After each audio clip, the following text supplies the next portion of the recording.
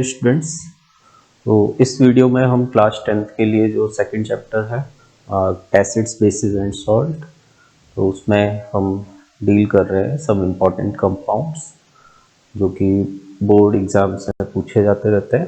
तो let's start the video. In this video we will cover these compounds: sodium hydroxide, washing soda, baking soda, gypsum and plaster of Paris. Okay. So first we are talking about the sodium hydroxide which is NaOH। इसके बारे में आपको क्या क्या बातें जानने की है कि it is commonly prepared by casticization process or Gauss's process where reaction between sodium carbonate and slaked lime takes place। तो सोडियम कार्बोनेट है Na2CO3 रिएक्ट कर रहा है calcium hydroxide CaOH whole twice, जिसको सॉलिड स्टेट में हम क्या बोलते हैं, slaked lime. Now this reaction products are 2NaOH plus CaCO3। तो सोडियम हाइड्रोक्साइड यहाँ पे सॉल्युबल फॉर्म में बन रहा है और कैल्शियम कार्बोनेट क्या है, इनसॉल्युबल है, so it will precipitate out। Industrially, sodium hydroxide is prepared by chlor-alkali process। The term chlor-alkali is derived from two products produced in the process: chlor for chlorine and alkali for sodium hydroxide। तो reaction जो हो रहा है क्लोर alkali process में वो आप यहाँ देख सकते हैं क्या है।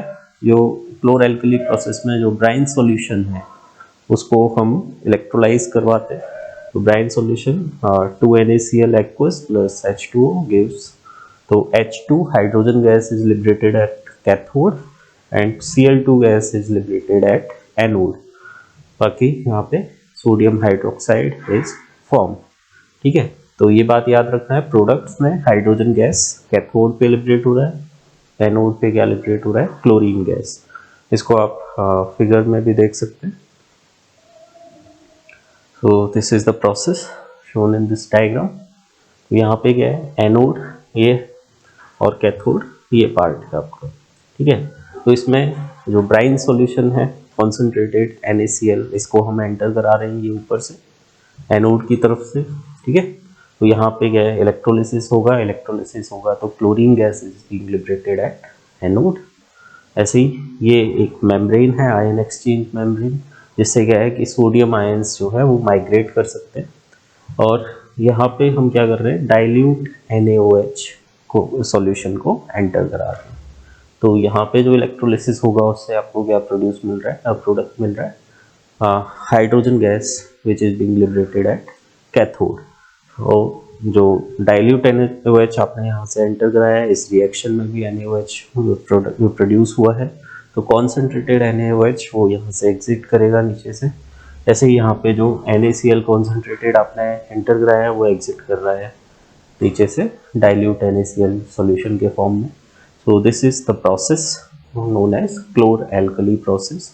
क्या क्या याद रखना है आपको, क्लोर एल्कली नेम क्यों दिया जा रहा है, because one of the product is chlorine, तो वहां से हमने वर्ड ड्राइव किया है क्लोर। और एल्कली सोडियम हाइड्रोक्साइड यहाँ पे फॉर्म हो रहा है, sodium hydroxide is an alkali, so that's why it is known as chlor alkali process. Now properties of NaOH जो आपसे पूछी जाती रहती है, उसमें आपको क्या क्या जानना है। It is a white translucent solid available in pellets, flakes and granules as 50% saturated solution. तो अगर आपने केमिस्ट्री लैब में NaOH सॉलिड स्टेट में देखा होगा तो वहाँ पे क्या है, आपको या तो पैलेट्स में देखने को मिलेगा या छोटे छोटे पीसेज है, या आपको फ्लेक्स में देखने को मिलेगा, means chips kind of thing, और ग्रेनुअल्स मीन्स छोटे छोटे जो पार्टिकल्स हैं। तो ये जो NaOH है वो क्या है, 50% सॉल्यूशन है, मतलब कि हमने एक सॉल्यूशन लिया उसको फ्रीज करवाया है। ठीक है, वो जो सॉलिडिफाई हो रहा है वो सॉल्यूशन आपको यहाँ पे मिल रहा है। It is an ionic compound and melts at 519 kelvin. तो जो सॉलिड कंपाउंड्स होते हैं, जो सॉलिड कंपाउंड्स हैं उनमें mainly they are ionic in nature, that's why they are having high melting point. तो ये भी क्या है, हाई मेल्टिंग पॉइंट है, रूम टेम्परेचर पे आपको सॉलिड स्टेट में मिलेगा। It is readily soluble in water and forms strong alkaline solution with liberation of heat. तो NaOH को अगर आप वाटर में डिजोल्व करवा रहे हो तो इसमें क्या है, large amount of heat release हो रहा होता है, ठीक है। तो सॉल्युबल है वाटर में, लेकिन डिजोल्व करते टाइम आपको क्या है ध्यान रखना है, क्योंकि हीट रिलीज हो रही होती है तो बहुत सारा NaOH आप एक साथ वाटर में नहीं ऐड करेंगे, ओके। और इसमें क्या हो रहा है, हीट लिबरेट हो रहा है, और जो सॉल्यूशन फॉर्म हो रहा है वो क्या है, it is strongly alkaline in nature, it is deliquescent. अब डेलिक्विसेंट क्या होता है कि it absorbs moisture from atmosphere. तो वाटर एटमॉस्फेयर में जो वाटर वेपर्स प्रेजेंट है इनको ये एब्जॉर्ब करेगा एंड रेडिली एब्जॉर्ब CO2। तो CO2 कार्बन डाइऑक्साइड को भी एब्जॉर्ब करेगा because it is acidic oxide, और NaOH क्या है, बेस है। So it should be stored in air tight container, ठीक है। तो एयर टाइट कंटेनर में क्यों, क्योंकि एयर से आपको बचा के रखना है, क्योंकि एयर में जो मॉइस्चर है उसको भी एब्जॉर्ब करेगा और CO2 जो है उसको भी ये एब्जॉर्ब कर रहा है।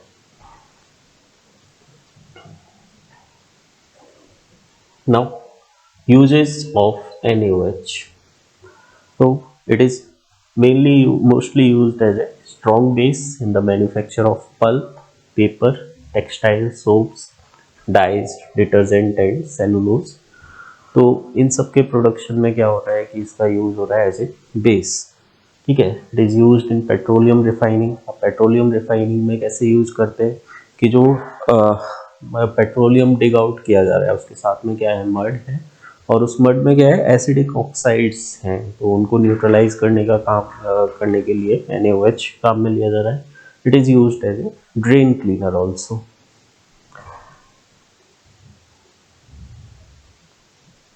Now the next compound which is washing soda, formula क्या है, Na2CO3.10H2O। It is also known as sodium carbonate decahydrate, ठीक है। Na2CO3 को हम सोडियम कार्बोनेट बोल रहे हैं और 10 मॉलिक्यूल्स वाटर ऑफ क्रिस्टलाइजेशन है तो उसको डेकाहाइड्रेट। यहाँ पे sodium carbonate exists in various forms like anhydrous sodium carbonate और सोडा एस। तो इसमें जो फॉर्मूला है वो क्या रहेगा, Na2CO3, ठीक है। Crystal carbonate having chemical formula Na2CO3.H2O. Next is heptahydrate having chemical formula Na2CO3.7H2O। तो यहाँ पे हेप्टा 7 के लिए आ रहा है and sodium washing soda having chemical formula sodium carbonate Na2CO3.10H2O। It is prepared by Solvay process, ठीक है। तो जो प्रिपरेशन की जा रही है उसके प्रोसेस का नेम क्या है यहाँ पे, सोल्वे प्रोसेस। तो नेक्स्ट हम देखते हैं सोल्वे प्रोसेस क्या है। तो for preparation of ammonium bicarbonate, carbon dioxide is passed into A concentrated solution of ammonia, ठीक है। तो अमोनिया सॉल्यूशन है, यहाँ पे रिएक्शन क्या हो रहा है, 2NH3 plus H2O plus CO2 gives NH4 whole twice CO3। तो अमोनियम कार्बोनेट बना। इसमें फर्दर अगर आप H2O CO2 मिक्सचर पास करवाते हैं then it is forming ammonium bicarbonate which is NH4HCO3। Addition of common salt to the solution results in the precipitation of NaHCO3 which is least soluble। तो इस solution में ammonium bicarbonate में जब आप NaCl solution add कर रहे हो या NaCl ऐड कर रहे हो तो क्या है कि जो आयंस हैं सोडियम एंड बाइकार्बोनेट आयंस वो भी क्लोज आएंगे और इनकी सॉल्युबिलिटी क्या है, लेस है, तो इट विल प्रेसिपिटेट आउट।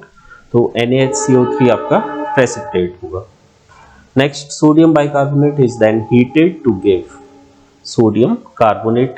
ये आपका NaHCO3 को आपने हीट किया तो Na2CO3 plus CO2 plus H2O, ठीक है। The CO2 gas evolve can be reused again, ठीक है, जो आपको यहाँ पे अमोनियम बाइकार्बोनेट बनाने के काम में आ रहा है, अमोनियम कार्बोनेट या ammonium bicarbonate.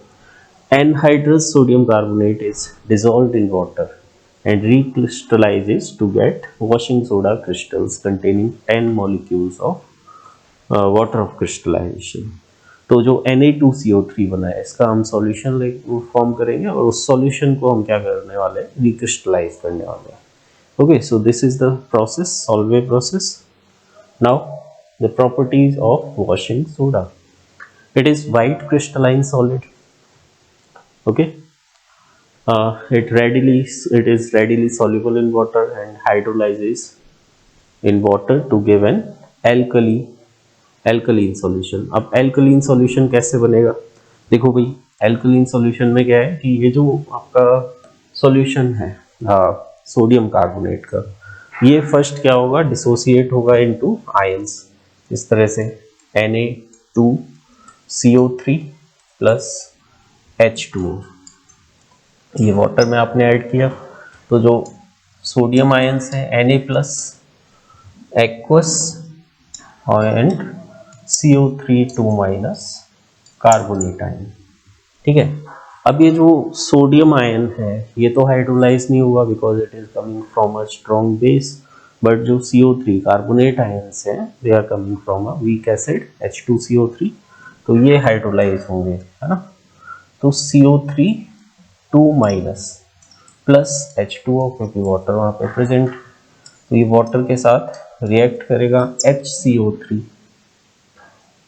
Minus plus OH minus.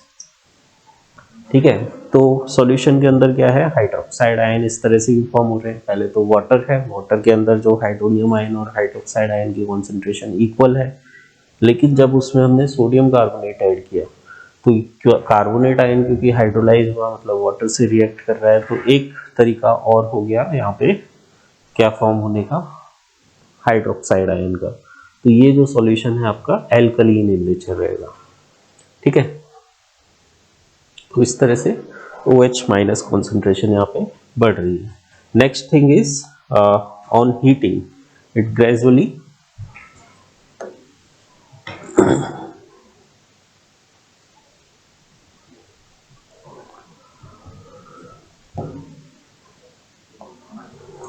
on heating it gradually loses its water of crystallization to finally give anhydrous salt और सोडा एच। तो ये वाले जो रिएक्शन है ये भी टू स्टेप है कि आपके पास जो सोडियम कार्बोनेट डेकाहाइड्रेट है मतलब वॉशिंग सोडा। ठीक है। तो ये क्या कर रहा है, इसको आपने हीट करना स्टार्ट किया। ठीक है। तो वाटर ऑफ क्रिस्टलाइजेशन यहाँ से लूज करेगा। फर्स्ट स्टेप क्या है इसका, Na2CO3 dot H2O plus 9H2O, इस तरह से ये वाटर लूज कर रहा है। फर्दर आपने इसको भी हीट किया, Na2CO3 डॉट H2O, इसका क्या नेम बताया था, क्रिस्टलाइन सोडियम कार्बोनेट।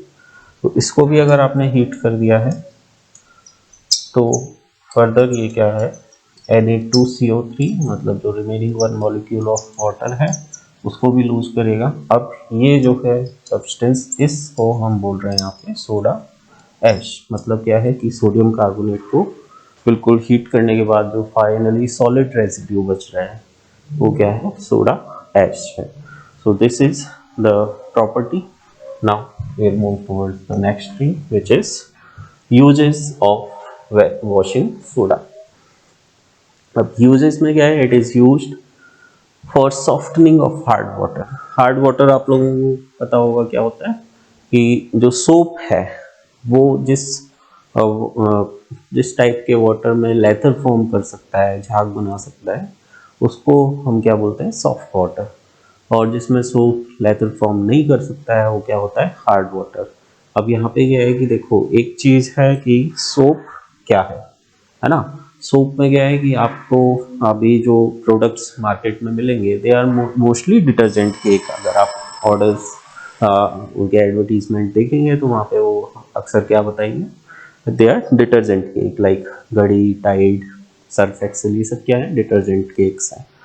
ठीक है। सोप डिफरेंट थिंग है ना। वो क्या है, सोडियम और पोटेशियम सॉल्ट्स होते हैं। ठीक है। तो वहाँ पे क्या है कि ये जो सोप जो सब्सटेंस था जिसको हम क्लींजिंग पर्पज के लिए यूज कर रहे थे, उसके साथ क्या था कि कभी वो हो सकता है किसी टाइप के वाटर में वो लेदर फॉर्म करे और किसी में हो सकता है वो ना करे। ठीक है। तो सॉफ्ट वाटर को हार्ड वाटर को सॉफ्ट वाटर बनाने के काम में क्या आता है, आपका वॉशिंग सोडा आता है। हार्ड वाटर में एक्चुअली होता क्या है कि there are some soluble salts of calcium and magnesium are present. जो क्या करते हैं इस जो सोप मॉलिक्यूल है उसके साथ कंबाइन हो जाते हैं। Now the next thing, it is used in paper, paint and textile industries. It is used for manufacture of glass, borax, soap and caustic soda. It is an important component of detergent powder. अब जो detergent powder है वहाँ पे क्या है कि detergent powder को या डिटर्जेंट केक को आप किसी भी टाइप के वाटर में यूज कर सकते हैं. ठीक है, क्यों यूज कर सकते हैं? क्योंकि उसके अंदर क्या चीज़ प्रेजेंट है? सोडियम कार्बोनेट टेकाहाइड्रेट, बोले तो वॉशिंग सोडा. और वॉशिंग सोडा के किस काम में आ रहा है? हार्ड वाटर को सॉफ्ट वाटर बनाने में. ठीक है, तो जो डिटर्जेंट पाउडर है वो आप किसी भी टाइप के वाटर में यूज कर सकते हैं, क्योंकि अगर वो हार्ड वाटर होगा तो वहाँ पे सोडियम कार्बोनेट उसको सॉफ्ट वाटर बना देगा. ठीक है. Now the next compound which is baking soda. Baking soda क्या है? It is known as sodium bicarbonate or sodium hydrogen carbonate. It is obtained as an intermediate product in Solvay's process. जब आपने देखा जो लेस सॉल्युबिलिटी के कारण sodium bicarbonate क्या हो रहा था, वहाँ पे प्रेसिपिटेट हो रहा था. और सोडियम कार्बोनेट को भी आप फर्दर बाइकार्बोनेट में कन्वर्ट कर सकते हैं by passing the H2O and CO2. CO2 gas अगर आप सोल्यूशन से पास कराएंगे large amount में, then it will result into formation of sodium bicarbonate. It is also prepared by ammonium chloride process. Ammonia chloride में ये सेम वही है जो अमोनियम बाइकार्बोनेट सॉल्यूशन से हमने NaCl ऐड किया है, तो NaHCO3 क्या हो रहा है? प्रेसिपिटेट हो रहा है. Now properties of baking soda. तो प्रॉपर्टीज क्या है? It is white powder with crystalline grains. It's solution in water is weekly alkaline. तो एल्कलीन फिर से सेम वही प्रोसेस है यहाँ पे भी कि जो एनायन है इसमें it is coming from a weak acid. तो NaHCO3 इसको क्या किया आपने? वाटर में ऐड किया है. ठीक है, क्या होगा? आयंस में डिसोसिएट होगा. Na plus aqueous plus HCO3 minus aqueous, bicarbonate ion form होगा. अब ये जो बाइकार्बोनेट आयन ये वाटर से कंबाइन होगा प्लस H2O, और क्या रिएक्शन होगी यहाँ पे? H2CO3 plus OH minus. तो यहाँ पे भी क्या हो रहा है? हाइड्रोक्साइड आयन प्रेजेंट है. हाइड्रोक्साइड आयन फॉर्म हो रहे जो कॉन्सेंट्रेशन ऑफ हाइड्रोक्साइड आयन को इंक्रीज कर रहा है. So it is it's solution is alkaline in nature, weakly alkaline. Now it neutralizes acids and break down protein. तो acids को कैसे न्यूट्रलाइज कर सकता है कि alkaline solution बना रहा है which can combine with acids. Okay, so this is the properties of sodium bicarbonate. Now uses of baking soda. अब यूजेज क्या है? It is used as a deodorizer because of its neutralising action. ठीक है, तो जो deodorants वगैरह हैं उनका जो काम है वो क्या होता है कि जो स्टिंगी स्मेल्स हैं उसको रिमूव करना. अब वो कैसे कर सकते हैं कि जो बैक्टीरियल ग्रोथ है वो एसिडिक या pH डिक्रीज होने की वजह से है. ठीक है, तो उसको ये क्या करते हैं? न्यूट्रलाइज करते हैं. बेकिंग सोडा आपको क्या कर सकता है? न्यूट्रलाइज कर सकता है. Okay, it is added to swimming pool water to balance the pH and keep the water clean. तो स्विमिंग पूल वाटर में भी इसको ऐड कर रहे हैं, इसलिए pH मेंटेन करने के लिए.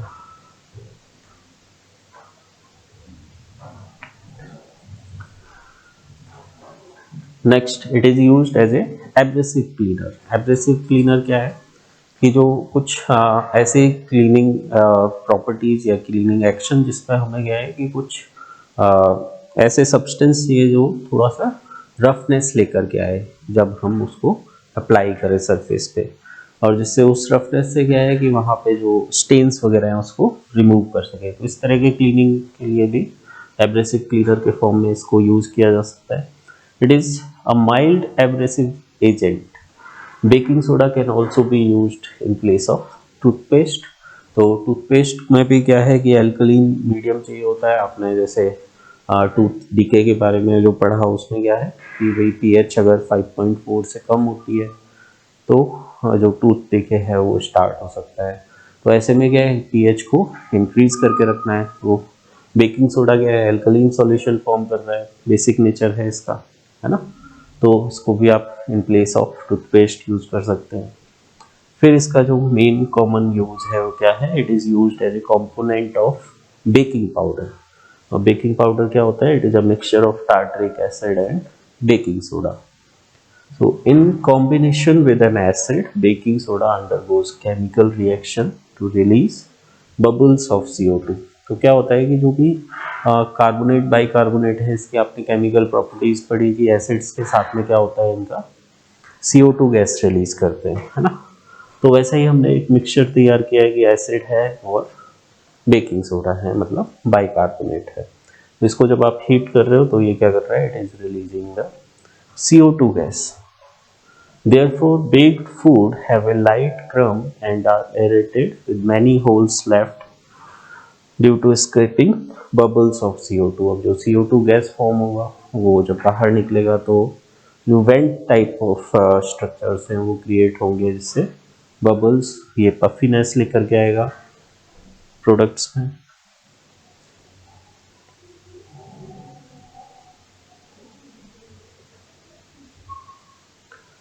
Now the next compound which is gypsum. Gypsum is calcium sulfate dihydrate. It occurs naturally in Rajasthan. In India, large deposits of gypsum are found in Punjab and Rajasthan.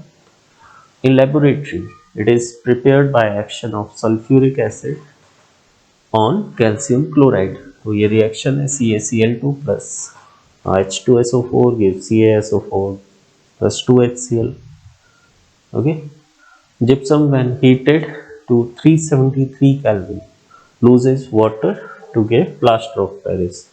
तो यहाँ पे क्या है reaction हो रहा है CaSO4.2H2O gives CaSO4 dot half H2O hemihydrate form हो रहा है। तो अब ये 373 केल्विन ही टेम्परेचर रखना है, इससे ज़्यादा नहीं करते हैं। ज़्यादा क्यों नहीं करते हैं कि अगर इससे भी ज़्यादा कर दिया तो ये रिमेनिंग जो वाटर है इसको भी लूज करेगा and that is not having the properties like plaster of Paris। When heated above 373 Kelvin, it becomes anhydrous calcium sulfate known as dead burnt plaster because it does not set like plaster of Paris when moistened with water। तो POP का जो use है plaster of Paris का वो हम next slides में पढ़ेंगे।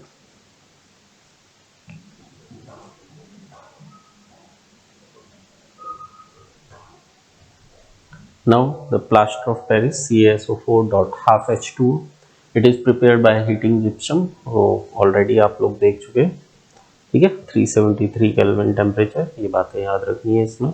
Now the properties of plaster of Paris. तो it is a white powder. When water is added to plaster of Paris, it involves heat and quickly sets into a hard porous mass in about half an hour। The setting of plaster of Paris is accompanied by a slight expansion in volume so that it fills the mold completely and takes a sharp impression। ठीक है, तो क्या किया कि हमने इसको मॉइस्चन किया water के साथ में, फिर इसको मोल्ड में फिल किया है। वहाँ पे क्या होगा, सेटलिंग होगा, सेटिंग ऑफ पीओपी होगा। वो जो रिएक्शन है वो यहाँ पे है CaSO4 dot half H2O plus 3/2H2। तो ये क्या फॉर्म हो रहा है, जिप्सम फॉर्म हो रहा है। अब यहाँ पे स्ट्रक्चर का डिफरेंस है कि ये क्या है, ऑर्थोरोम्बिक स्ट्रक्चर है इसका, ठीक है, रोम्बो। और फिर ये जब हार्डनिंग होगा, सेकेंड स्टेप क्या है इसका, हार्डनिंग का, तो वहाँ पे ये ऑर्थोरोम्बिक से कन्वर्ट हो रहा है जिसमें मोनोक्लिनिक स्ट्रक्चर में, जिससे ये हार्डन हो रहा है। इस प्रोसेस में क्या होगा कि वॉल्यूम इज स्लाइटली इंक्रीज, तो जिससे ये क्या करेगा, कंप्लीटली मोल्ड को फिल कर रहा होगा। Now uses of plaster of Paris. So it is used for producing molds for industries like pottery, ceramics, It is used for setting broken and fractured bones in the body. तो जो fracture हो जाता है कभी किसी को, जो plaster चढ़ाया जाता है, उसको हार्डनिंग करने के लिए क्या काम में लिया जा रहा है? POP, plaster of Paris. It is used for making statues, models, and other decorative material. And in building industry, it is mixed with cement. तो कंस्ट्रक्शन वर्क में भी इसका यूज होता है. So these are the compounds, important compounds in this chapter. Next we'll take the next chapter, which is metals and non-metals.